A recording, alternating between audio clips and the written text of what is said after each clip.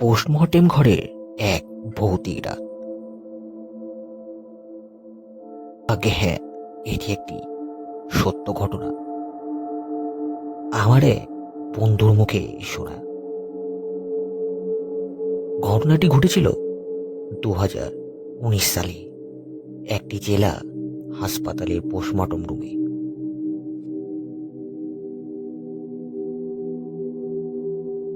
আমি যেগুলো বলছি সবই আমার বন্ধু রাকিব, অর্থাৎ শেখ রাকিবের মুখ থেকে শোনা। সে তখন ওই জেলা সরকারি হাসপাতালে পার্ট টাইম ল্যাব অ্যাটেন্ডেন্ট হিসেবে কাজ করত। হাসপাতালটা খুবই ছোট, রাতগুলো খুব নীরব, একেবারে প্রহরী শূন্য।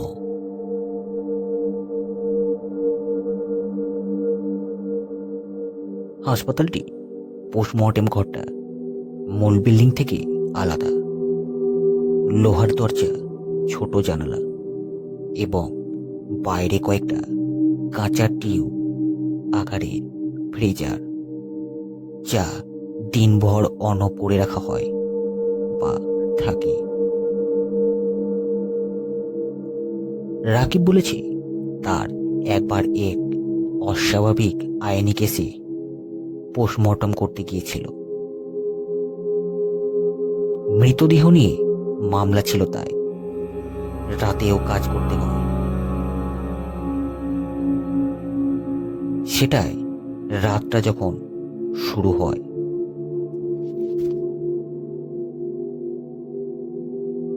রাকিব গভীর রাতের দায়িত্বে থাকা ল্যাব অ্যাটেন্ডেন্ট, 25-27 বছর বয়সী, সাহস আছে কিন্তু বাস্তবে মস্ত কমন লোক।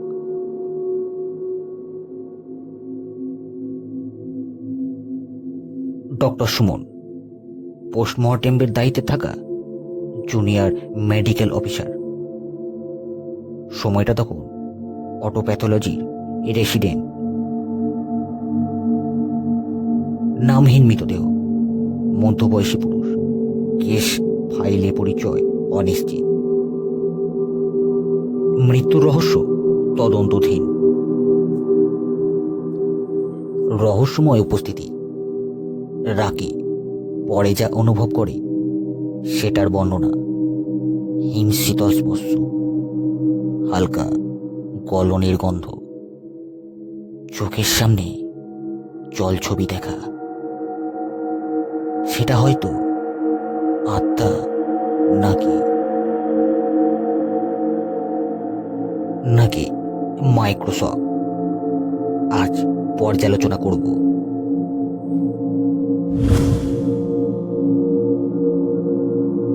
রাত তখন একটা। প্রবেশ ও সেটা রাকিব ও ডাক্তার সুমন পোস্টমর্টম ঘরে ঢোকে। ঘরটা নীরব, একমাত্র আলো টেবিল লাইট।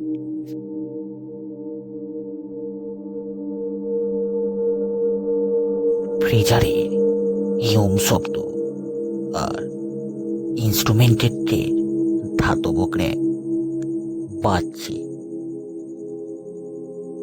তারা মৃতদেহটাকে টেবিলে রাখে। মৃতদেহের মাথার কাছে ছোট্ট একটা সাদা ট্যাগ লাগানো, কাগজে লেখা হয়েছে অসম্পূর্ণ পরিচয় ও কেস নাম্বার। ডক্টর সুমন কাগজটা দেখার সঙ্গে সঙ্গে বললে উঠল, কেটা ঝটপট করে শেষ করতে হবে। কোনো স্টেজ কিছু দেখা যাবে না। সাকিব স্বাভাবিকভাবে কাজ শুরু করে।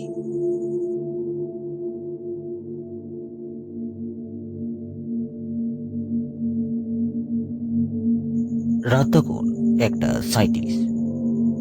তাদের রুমে প্রথম অস্বস্তিকর ঘটনা।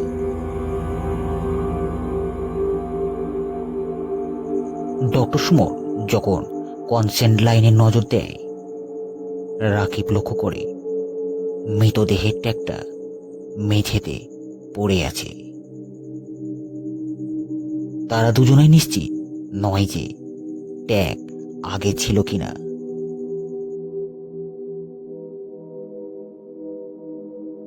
ডক্টর সুমন আচমকাটি বলে, ওটা কি আগে ছিল রাকিব? রাকিব কাঁধ নাড়িয়ে বলল, আমি পড়িনি ডাক্তারবাবু। তখনই ওই ক্যাবিনার পাশে থাকা ছোট্ট কাঁচের ড্রয়ার থেকে হালকা কোলাহল শোনা যায়। বললেই বলা যায় যেন শীতল বাতাসে কোনো পাতার মাহি ঝরে পড়েছে।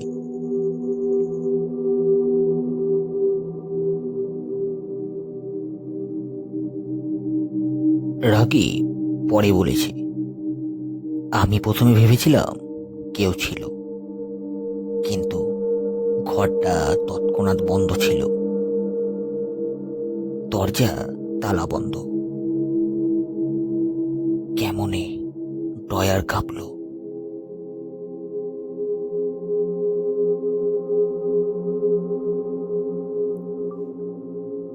রাত 2:12। ডক্টর সুমন যখন কাজ করছিল, টেবিলের মাথার দিকে থেকে হঠাৎ বাতির ব্লক নরম নরম করে ছিমকে যায়।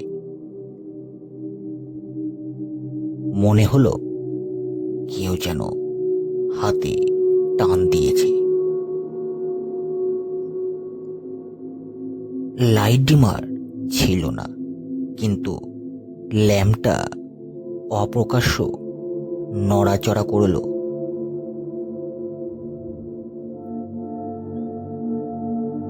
রাকিবও পেছনে তাকালে টেবিলের কাঁধে যেন ছায়ার এমন এক ঢেউ দেখতে পায় যা রাকিবের শরীর কাঁপিয়ে দেয়।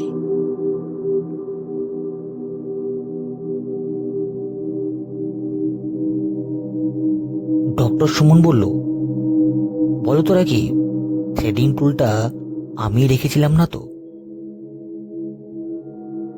রাকিব অস্বস্তিতে কিছু বলতে পারেনি। সে জানে যে বস্তুগুলো টেবিলে ছিল সেগুলো তাদেরই রাখা।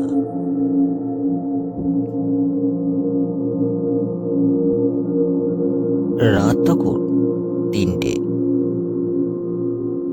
ফ্রিজারের মিটার উল্টো দেখায়। তাপমাত্রা একদম নিচে নেমে যায়, এমন যা নর্মালে কোনোদিনই সম্ভব নয়।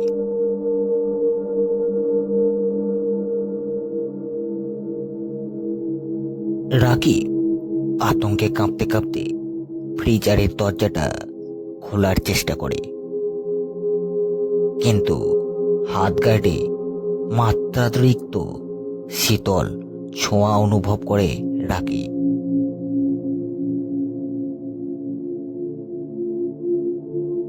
যেন কাঁচের পেছনে থেকে কেউ হাত টেনে টেনে ধরছে।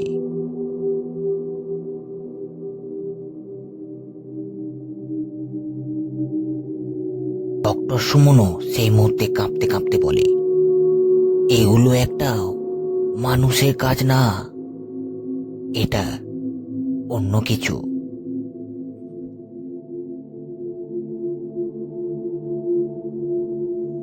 রাকি পরে বলেছে, আমার ঠোঁট সাদা হয়ে আসছিল ক্রমাগত।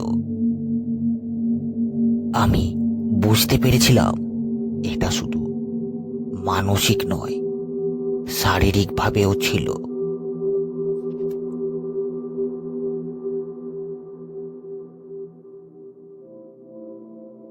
ঘন তাপমাত্রা পতন দেখে ডাক্তাররা প্রথমে সন্দেহ করেন যে ফ্রিজারের ইলেকট্রিক্যাল ইস্যু বা তাপমাত্রার সেন্সর ভাঙা, কিন্তু পরের চেকআপে ইলেকট্রিক্যাল ঠিক ছিল, কিন্তু কোনো যান্ত্রিক গোলামূলক পাওয়া যায়নি সেই ফ্রিজার থেকে।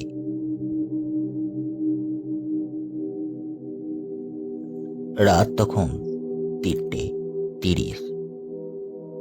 সব থেকে অবাক করা মুহূর্তটা যখন ডাক্তার সুমন মৃতদেহটির চোখে চুমু খোঁজার মতো করে চেক করছিলেন, যেটা তার রুটিন। তখন সে অনুভব করে চোখের ভেতর যেন নরম একটি ভেজা আলোর ব্লব গভীরভাবে নাকের কাছে কেমিক্যালের গন্ধ। কিন্তু সেই গন্ধের ওপরে একটি মিষ্টি ধোঁয়াটে স্মৃতি সদৃশ্য গন্ধ মিশেছিল, শুকনো ফুল আর রক্তের মিশ্র। ঠিক এই মুহূর্তে ডাক্তার সুমন পেছনে হঠাৎ চিৎকার করেন। সে বলছিল, একটু থামো, আমার হাতে কিছু ছোঁয়া। কিন্তু ওর হাতে কেবলমাত্র গ্লোভ।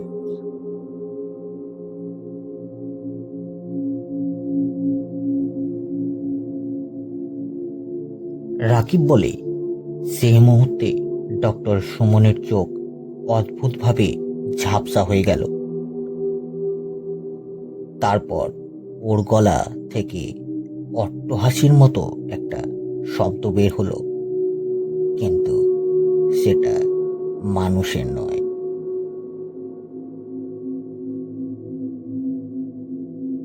মেডিকেল দিক থেকে এই ধরনের ঘটনা রেড ফ্ল্যাগ দৃশ্যমান, নরম আলো বা উপযুক্ত অনুভূতি হতে পারে, নাক নাসবিক প্রতিক্রিয়া অথবা কার্ডিও মেটাবলিক ইস্যু।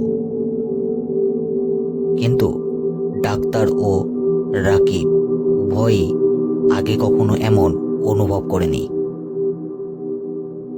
এবং শরীরের অবস্থা চেক করে কোনো মেডিকেল সিগন্যালও পাওয়া যায়নি তাদের মধ্যে।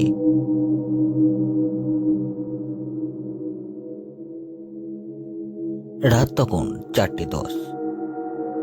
হঠাৎ বাইরের দরজায় কড়া নাড়ার শব্দ। তারা দুজনই ভয়ে পিষ্ট হয়।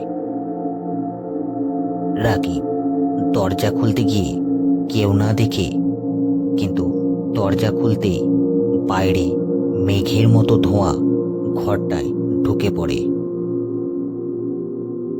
মেঝেতে জল ছায়ার মতো অদ্ভুত মিশ্রণ ছড়িয়ে পড়ে। ডক্টর সুমন অচেতন হয়ে পড়ে।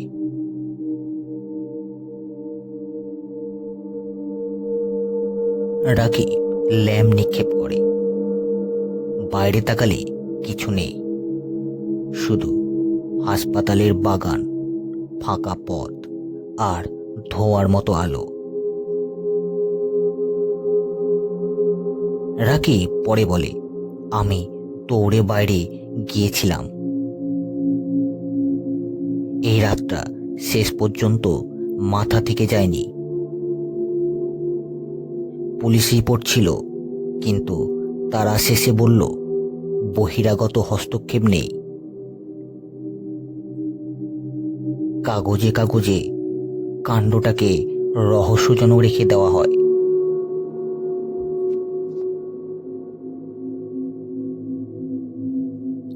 আচ্ছা, এর মধ্যেও আমি আপনাদের বাস্তববাদী একটি ব্যাখ্যা দিই, যা রিয়েলিস্টিক সম্ভবতা। সেন্সরি হ্যালুসিনেশন, দীর্ঘ রাত ক্লান্তি, ঠিকঠাকভাবে ভেন্টিলেশন না থাকলে অলফ্যাক্টরি গন্ধ হ্যালুসিনেশন হতে পারে। মরচে ধাতু, কেমিক্যাল, জীবাণু থেকে নির্গত গন্ধ মস্তিষ্কে ভুল সিগন্যাল পাঠাতে পারে। ফ্রিজার বা ল্যাম্পে হঠাৎ voltage fluctuation, light dimming, sensor glitch ঘাটতে পারে।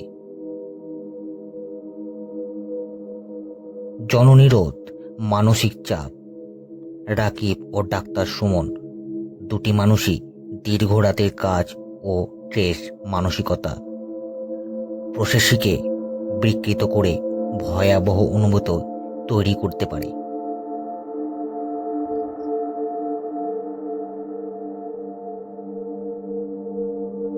এবার দিই অস্বাভাবিক ব্যাখ্যা, প্যারানর্মাল ইন্টারপ্রিটেশন।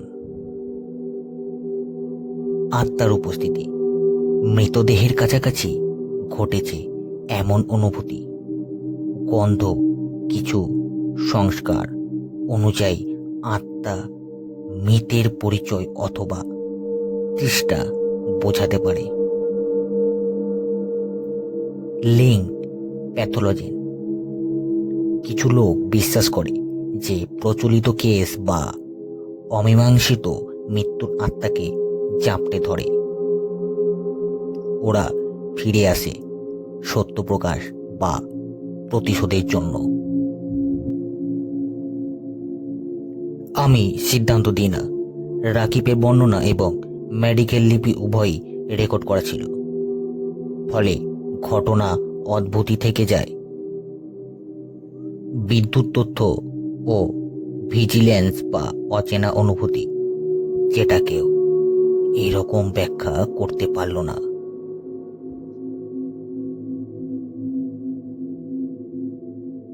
ঘটনাটি আপনাদের কেমন লাগলো কমেন্ট করে অবশ্যই জানাবেন। আর এমনই সব রহস্যময় ভৌতিক ঘটনা শুনতে চ্যানেলটিকে অবশ্যই সাবস্ক্রাইব করবেন এবং পাশে থাকা বেল আইকনটি অবশ্যই ক্লিক করবেন। আমরা আবার চলে আসছি এমনই এক রহস্যময় ঘটনা নিয়ে। ততক্ষণের জন্য ভালো থাকবেন, সুস্থ থাকবেন। নমস্কার।